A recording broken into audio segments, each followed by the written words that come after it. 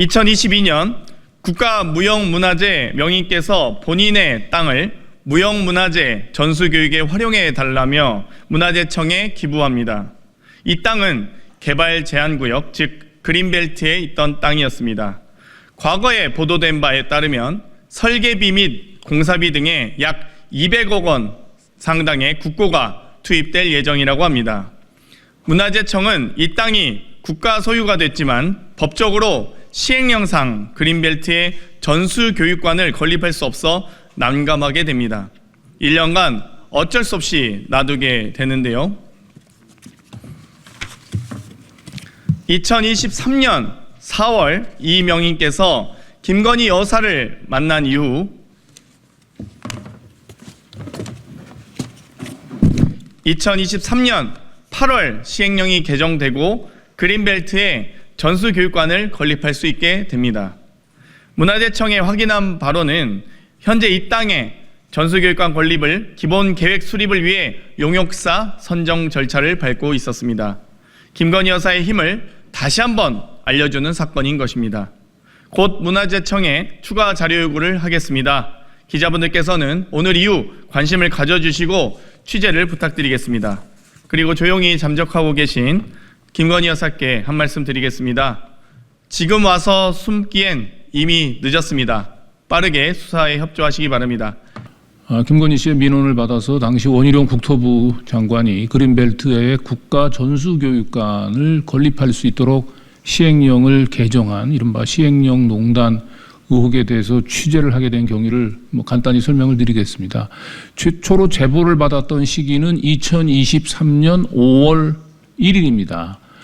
제보 내용은 가야금 명인인 이영희 선생님이 성남시 금토동에 약 한 5,000평방미터 땅을 문화재청에 기증을 했고 그곳에 국가 전수교육관을 건립하려고 했는데 그린벨트 등 토지 규제에 묶여가지고 사업이 잘 진척이 안 됐어요. 그런 가운데서 김건희 씨가 상춘제에서 2023년 4월 4일 날 무형문화재 10명 그리고 각 무형문화재의 전수자들, 제자라고 얘기하죠. 까지 포함해서 한 20명 정도를 오찬을 했는데 그 자리에서 이영희 선생님이 김건희 씨에게 이 사업 추진 과정에서 어려움들을 얘기를 했고요. 그 얘기를 들은 김건희 씨가 비서를 손짓으로 불러서 뭐라고 지시를 했고 그리고 그 상춘제 모임이 있고 4일 후에 문화재청의 고위 관계자가 이영희 선생님한테 전화를 걸어서 고맙다는 인사를 했다고 합니다. 고맙다는 인사 내용은 선생님께서 그 여사님한테 잘 얘기를 해서 그 국토부로부터 연락을 받았는데 사업 추진에 필요한 모든 문제점들이 다 해결됐다. 그래서 선생님한테 감사드린다라고 하는 내용의 전화가 왔었다고 하고요. 이영희 선생님은 이제 이 같은 내용들을 전해 듣고 본인이 굉장히 기뻐서 아주 가까운 제자들한테 이 같은 사실들을 얘기를 했다고 합니다. 그래서 제가 최초에 이 제보를 받고 난 뒤에 해당되는 성남시 금토동 땅이 그린벨트가 해제될 것을 기대하고 쭉 땅을 지켜봤는데 그린벨트가 해제되지는 않았습니다. 그래서 뭔가 제보가 조금 부정확한 게 아닌가라고 생각을 했습니다만 갑작스럽게 올 2023년 1월 초에 문화재청에서 금토동 땅에 국가 전수교육관을 건립하기 위한 용역을 실시한다고 발표를 했습니다. 그래서 뒤늦게 저희가 또 취재를 통해서 확인해 본 결과 우리의 예상과 달리 그린벨트 땅을 해제하는 방법이 아니고 아예 그린벨트 안에 그 일정한 시설을 지을 수 있는 그린벨트법상의 특례시설이 있습니다. 그 특례시설 중에 하나에 국가 전수교육관을 포함시키는 그런 방법으로 시행령을 개정을 해서 그린벨트가 해제되지 않는다 하더라도 그린벨트 안에 국가 전수교육관을 지을 수 있도록 그렇게 시행령을 개정한 그런 방법으로 이영희 선생님의 민원을 해결했다라고 하는 사실을 확인할 수 있었고요.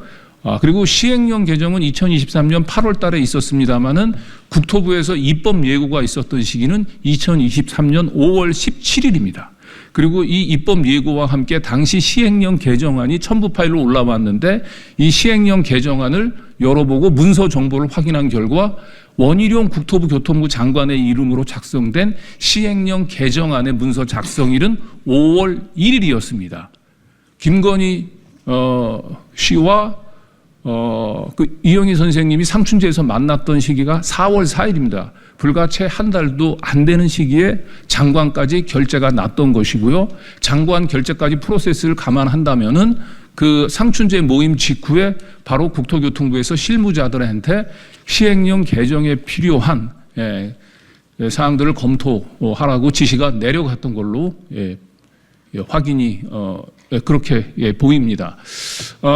이처럼 그 상춘제 모임 직후에 시행령이 개정됐다라고 하는 이 시행령 농단 의혹을 확인하기 위해서 의혹을 받고 있는 문화재청의 고위 관계자 이영희 선생님한테 민원이 잘 해결됐다라고 얘기를 했었던 문화재청 차장한테 전화를 해서 당시 원희룡 국토부 장관하고 통화한 사실이 있냐라고 물어봤으나 문화재청 차장은 그 부분들에 대해서 아무런 답변을 지금까지도 하지 못하고 있고요.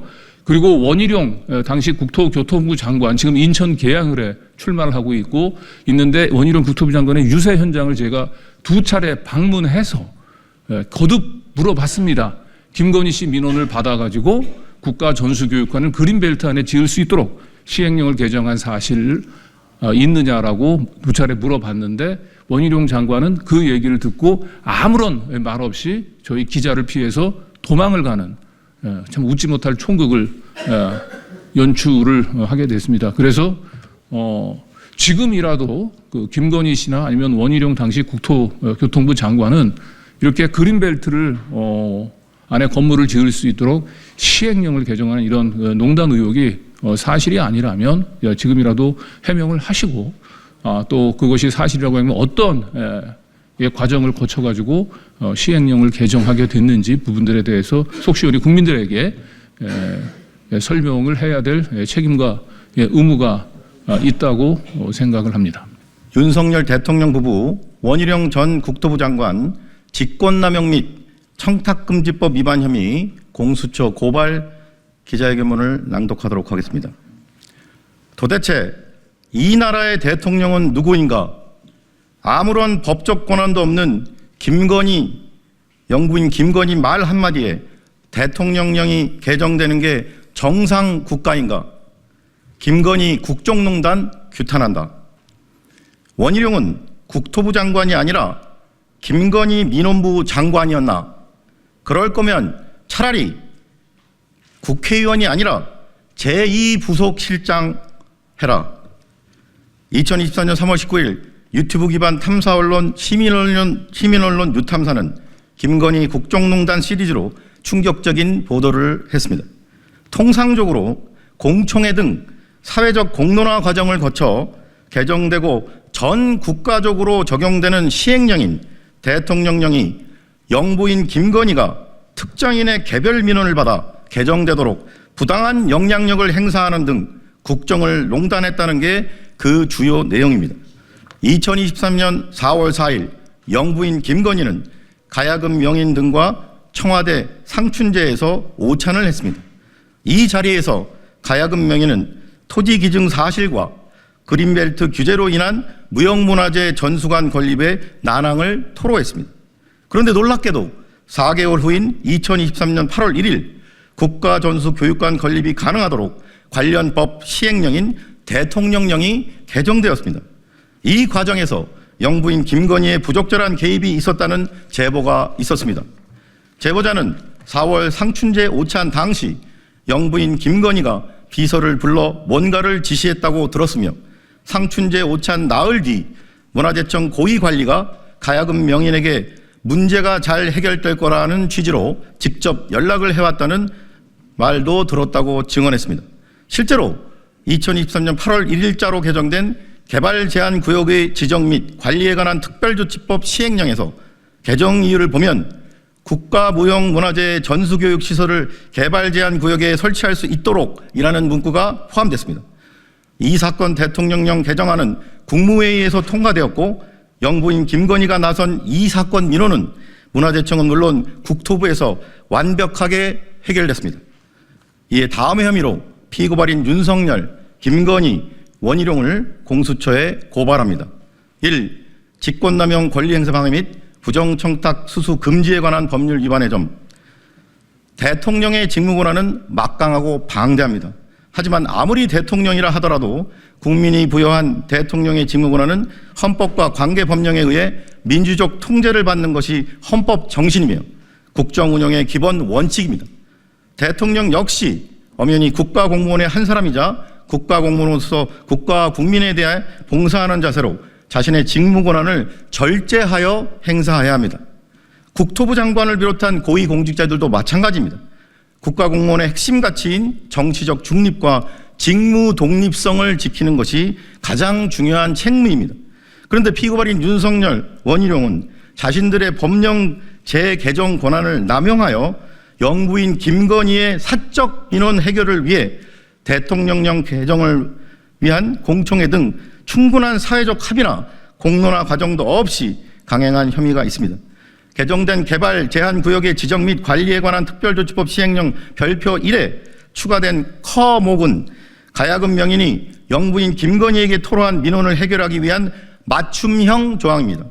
아울러 제보 날짜가 2023년 5월 1일인데 시행령 개정안 문서 작성일이 같은 날이었다는 게 놀랍습니다. 제보자는 시행령 개정안 문서 작성 시점을 알 수 있는 위치가 전혀 아닙니다. 2023년 5월 1일 시행령 개정안 문서 작성이 완료됐다면 개정안 작성 이전에 이미 국토부 내부 의사결정 과정이 완료되었음을 의미합니다. 영부인은 행정부 내에서 그 어떤 법적 권한도 없으며 국가공무원이 아닙니다. 그럼에도 불구하고 대통령의 배우자일 뿐인 영부인의 말 한마디에 단 한 차례의 공청회나 사회적 공론화 과정도 없이 일사천리로 대통령령이 개정되어 해결이 매우 어렵다는 개발 제한 구역 내의 건축 특례와 관련한 특정 개인의 민원 사항이 그렇게 빠른 시일 내에 해결될 수 있는 건지, 도대체 이 나라의 대통령이 윤석열인지 김건희인지 국민들은 심각한 혼란에 빠지게 됩니다. 또한 피고발인 원희룡은 국토부 장관이 아니라 김건희 민원부 장관 역할을 한 것이나 마찬가지라고 판단됩니다. 결국 피고발인 윤석열, 김건희, 원희룡은 공모하여 아무런 법적 권한도 없는 영부인 김건희가 정부의 행정 절차에 부당하게 개입하면서 사실상 사적 민원에 불과한 일의 해결을 위해 공청회 등 의견 수렴 절차도 생략한 채 충분한 사회적 공론화 과정도 없이 문화재청 및 국토부의 부하 공무원들로 하여금 영부인 개인의 민원 해결을 위한 맞춤형 대통령령 개정이라는 의무 없는 일을 하게 만들었으므로 직권남용 권리행사방해죄의 대책을 져야 마땅합니다. 이에 위처럼 피고발인 윤석열 등을 고발하오니 법 앞에 평등이라는 헌법 규정이 국민의 한 사람인 대통령과 영부인 그리고 국토부 장관 등에게 달리 적용되어 형사사법 시스템에 대한 국민의 신뢰를 더욱 붕괴시킨 일이 없도록 피고발인 윤석열 등의 혐의에 대해 철저히 수사하고 엄중히 처벌하여 주기를 사법정의를 바라는 수많은 국민을 대신하여 강력히 촉구하는 바입니다.